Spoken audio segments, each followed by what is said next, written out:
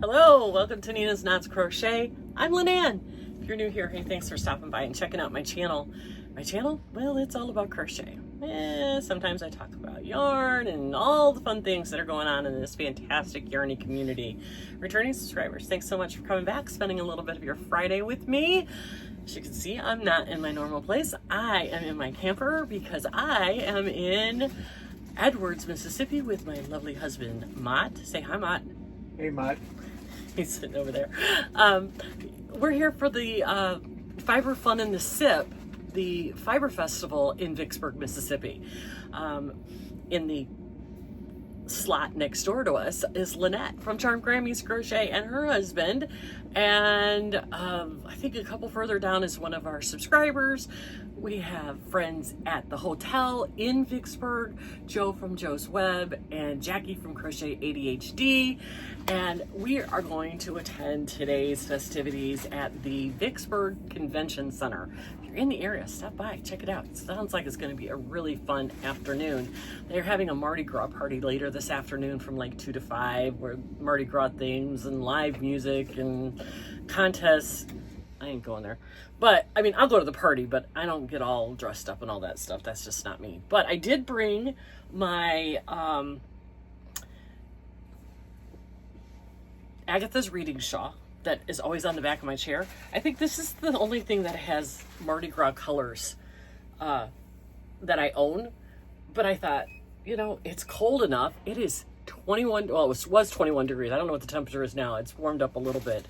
But holy moly, note to self, do not camp any longer in January or February. Even if you're in warm areas, we have been freezing. This has been crazy.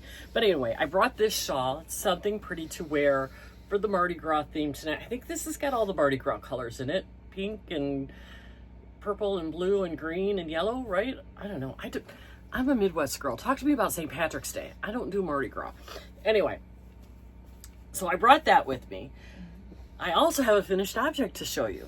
I finished last night the project for Judy's Creations in Crochet. Her bird mount, or not bird, birds were last year. We're doing butterflies this year. And she shows you a picture. You take color inspiration from, I have a hair in my face. The picture, you could use one or all the colors. I did the red and the black, and I did my version of, well, the Meadowwood Shawl by Juan the Yarn Addict, using a number 4 and an 8mm hook, and I used 1 3/4 of skein, and this is the beautiful shawl that I have. It's longer than my wingspan. It's huge. Mm-hmm. It's warm and gorgeous, and you can see I have showing you the backside. Look at the beautiful stitches. It's an easy 2-row repeat.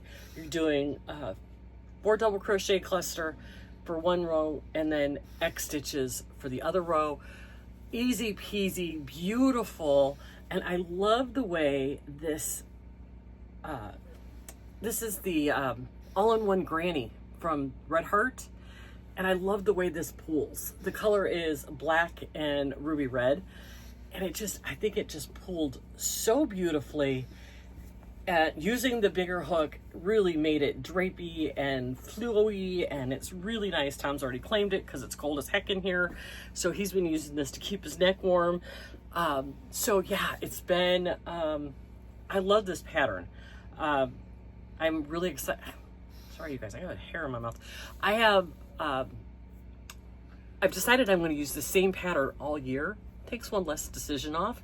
So I'm really excited to see what colors come out for next month, so that I'm hoping I can use some fingering weight, because I've done it now in like a DK sport weight. I've done it in the worsted weight, so I want to do it in fingering weight, and then we'll mix it up from there. So anyway, that is project completed. What projects did I bring with me to work on this weekend? I brought my Sharma Shawl by Anne Van Dyke. It is a paid-for pattern on Ravelry. It's really easy. It's a Tunisian pattern. I'm using this for the Gary mood board now, where you have to take a fade or, you know, use it as your superpower color, a fade or a rainbow. Well, I'm using this gray, yellow, speckled beautifulness in this color. And then I have a bunch of gray colors starting in a darker gray and fading out to the lightest gray I own. It's going to be a five color striped shawl. And it's called, my superpower is bringing the light, because it's going to go from the darkest gray to the lightest, which is almost a whitish gray. So it's just going to fade out into that light. I think it's going to be really pretty. I like it. I love this yarn. I lost the tag unless it's in this bag here. It's one of those hand painted with the really funky name that you can never pronounce, Aracuna or something like that. And then I have a bunch of different, like, see how light that one is? I have a bunch of these 20 gram minis that will be the stripes. I think this is the lightest one I have. And they are in here all jumbled up and getting all... So yeah, this will fade out. And these are all random minis. I don't know, I think a couple of these might be Adams. I think I have in here, yeah, I don't know. There might be some, what's the name of that? I don't know, just random minis I have. They don't have names, they don't have tags. But I think it's gonna show a really pretty, really pretty fade to the lightest gray. So that's project number one. Project number two that I brought, because I wanted something that would be super mindless, that I can sit and I can still talk and still people watch, because, you know, people watching is all the fun. I brought my happy shawl that I'm doing in all of my colorful minis. I have two, I don't know, I guess you call these magic balls of minis, and they just change colors as I wound them together. So they'll change colors as I wound them together, and the shawl gets bigger and bigger. And at the end, I'm going to have this really beautiful random shawl that's just, you know, right now I'm working on, I think, the second side. So I got to I may end up making it bigger, but so now we're going this way, because you start out with a triangle in the center, and then you make the side, and then you turn it, and then you make the side.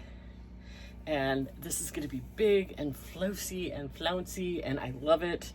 And again, it's all just random mini, a lot of Tangled Poet minis from my pickle jar, and random minis that came with like sock sets, and I just balled them all up, no particular order, and just went with it. So those are the two projects that I brought.